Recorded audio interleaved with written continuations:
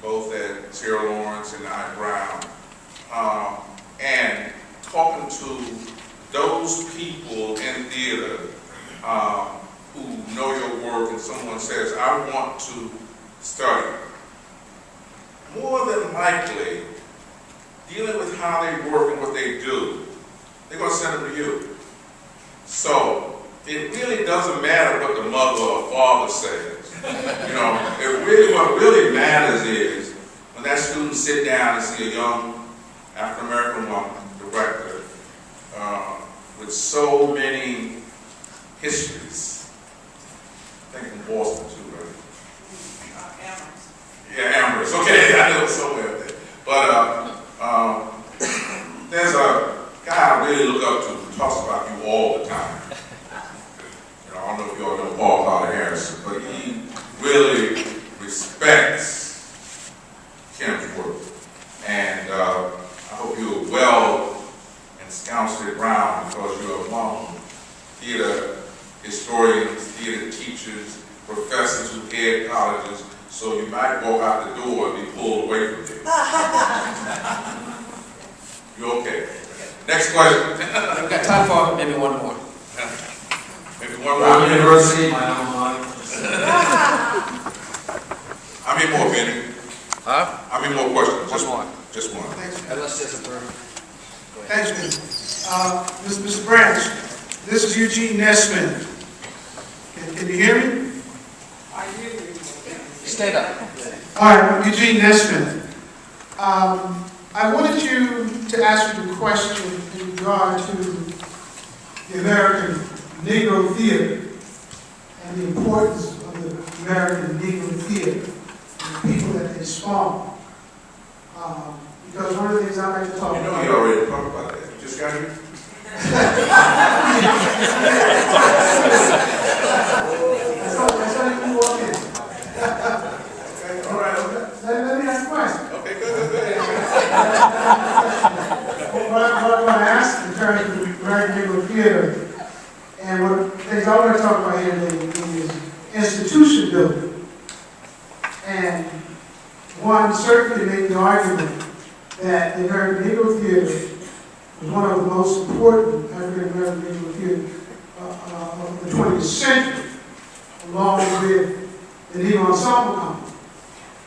We know what happened to the American Negro Theater after about 9 or 10 years, their demise. And now we also know pretty much the demise of the Negro Ensemble Company. What do you think it would have taken for the American Negro Theater to survive? And what would have been its significance today if it was still alive? Well, some people have said that the success of the past has spelled the doom of the American Negro Theater. Because of its success, that is, our past success, other groups and other artists set their sights on Broadway, not just being involved in an institutional theater that would continue as a legacy for some time. That may be true. I wasn't there when it happened, so I can't tell you.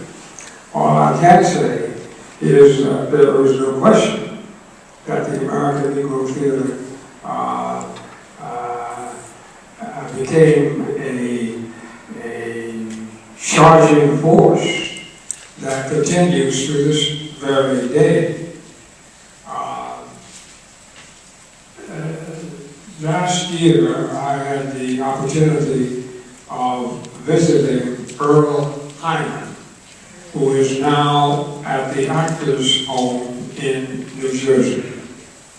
Now, to the best of my knowledge, he and Belafonte and Sidney Poitier are the last surviving members that came out of that group. Now, there are many others that I don't know. Gertrude Jeanette. Absolutely, yes. Who reached her 101. There you go, right.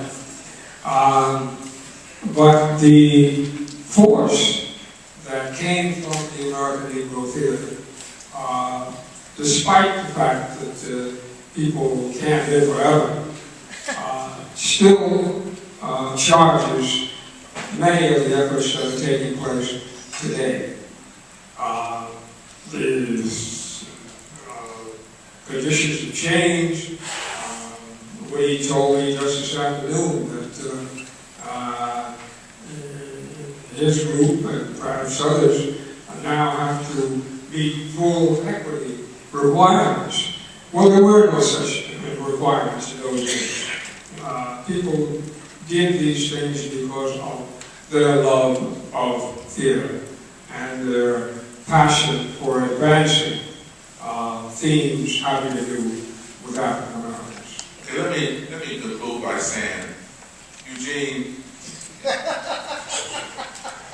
the New Federal Theater is 46 years old.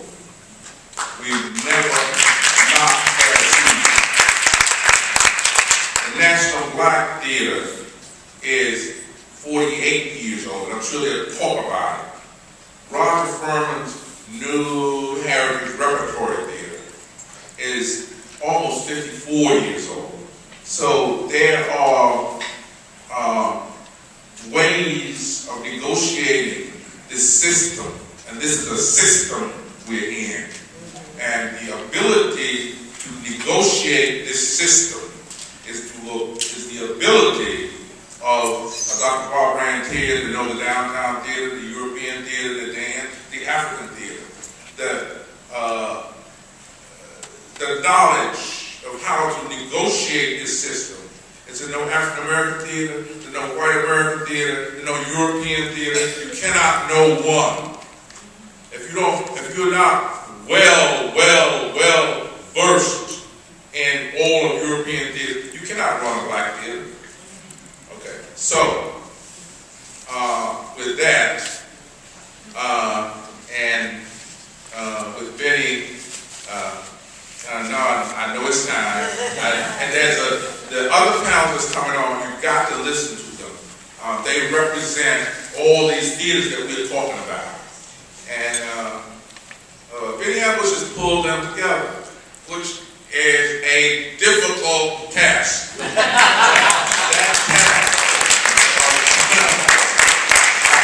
is to run in the theater, and I got to be at the Harlem Hospital on December 4th. They got to exist today, which might be June, because Benny went after them a long time ago.